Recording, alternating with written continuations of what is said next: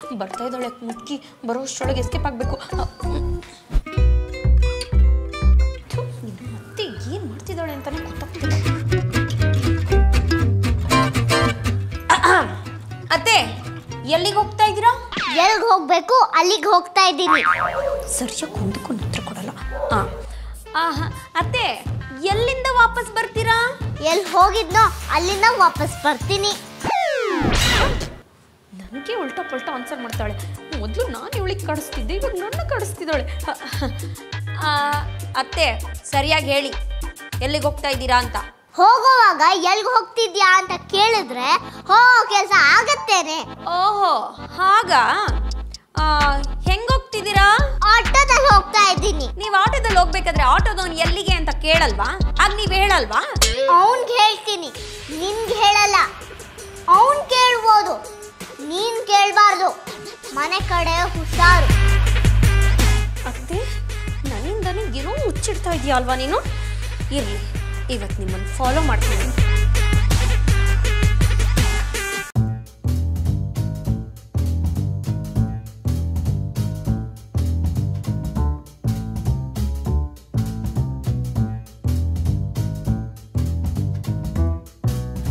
ಅಯ್ಯೋ ಇನ್ನೂ ಬರ್ಲಿಲ್ವಲ್ಲ ಪಾಪ ನನ್ನ ಮಗ. ಏನ್ ಕಷ್ಟದಲ್ಲಿದ್ದಾನೋ ಏನೋ. ನಾನು ನನ್ನ ಹತ್ರ ಇರೋ ದುಡ್ಡೆಲ್ಲ ತಂದಿದ್ದೀನಿ. ನಿಮ್ಗೆನಾ ದುಡ್ಡು ಕೊಡ್ಬೇಕಾಗಿರೋದು? ಸರ್ ನನ್ನ ಮಗ ಅದೆಲ್ಲ ನಮ್ಮ ಬಾಸ್ ಫೋನ್ ಮಾಡ್ತಾರೆ. ಸರ್ ಸರ್ ನಮ್ಮ ಮತ್ತೆ ಯಾರಿಗೆ ದುಡ್ಡು ಕೊಡ್ತಾ ಇದ್ದಾರೆ? ಈ ಕೇಸ್ ಒಂದು ಅರ್ಥನೇ ಆಗ್ತಿಲ್ವಲ್ಲ. ಎಷ್ಟು ದಿನ ಆಯ್ತು ನನ್ನ ಮಗನ್ ಬಿಡ್ಲೇ ಇಲ್ವಲ್ಲ ಆ ಪೊಲೀಸ್ ಅವರು. ನನ್ನ ಸೊಸೆ ಬೇರೆ ಅನುಮಾನ ಪಡ್ತಾ ಇದ್ದಾಳೆ ನನ್ನ ಮೇಲೆ.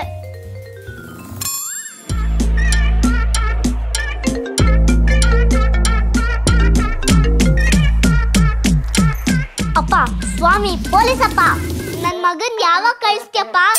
ಇನ್ನು 1 ಲಕ್ಷ ಕೊಟ್ರೆ ಆದಷ್ಟು ಬೇಗ ಕಳಿಸ್ತೀನಿ. ಮೊದಲು ನಾನು ನಿನ್ ಕಾಸು ಕೊಟ್ಟಾಗ ನಿನ್ಗೆ ಅಂತ ಇಟ್ಕೊಂಡೆ. ಆಮೇಲೆ ಅದ್ಯಾವುದೋ ಡಿಪಾರ್ಟ್ಮೆಂಟ್ ಅವನ್ಗೆ ಕೊಡ್ಬೇಕು ಅಂದೆ, ಮತ್ತೆ ಮಿನಿಸ್ಟರ್ ಕೊಡ್ಬೇಕು ಅಂದೆ. ಈಗ ಯಾರಿಗೆ ಕೊಡ್ಬೇಕು ಅಂತ ಕೇಳ್ತಿದ್ಯಪ್ಪ? ನನ್ನ ಬಾಮೈದ ಮಗನ ತಲೆ ಕೂದಲು ತೆಗಿತಾ ಇದೀವಿ, ಅವನಿಗೆ 1 ಲಕ್ಷ ಕೊಡ್ಬೇಕಂತೆ. ಕೂದಲು ತಗ್ಸಿದ ದುಡ್ಡ ಹೋಗೆ ನಾನು ಕೊಡಕ್ಕಾಗಲ್ಲ. ಆಯ್ತು ಬಿಡು, ನಿನ್ನ ಮಗನ ಗಲ್ಲಿಗೇರಿಸ್ತೀವಿ. ಆಯ್ತಾಯ್ತು, ಕೊಡ್ತೀನಿ ಕೊಡ್ತೀನಿ. ಬೇಗ ದುಡ್ಡು ರೆಡಿ ಮಾಡ್ಕೋ, ನನ್ನ ಹುಡುಗ ಕಾಲ್ ಮಾಡ್ತಾನೆ. ದುಡ್ಡು ಕೊಡಲಿಲ್ಲ ಅಂದರೆ ಇವ್ರ ಮಗನ ಗಲ್ಲಿಗೆ ಏರಿಸೋದೆ. ಈಗ ಹೆಂಗಪ್ಪ 1 ಲಕ್ಷ ಹುಡ್ಸೋದು? ನನ್ನ ಹತ್ರ ಇದ್ದ ಪಾತ್ರೆ ಒಡವೆ ಎಲ್ಲ ಕೊಟ್ಟಾಯ್ತು.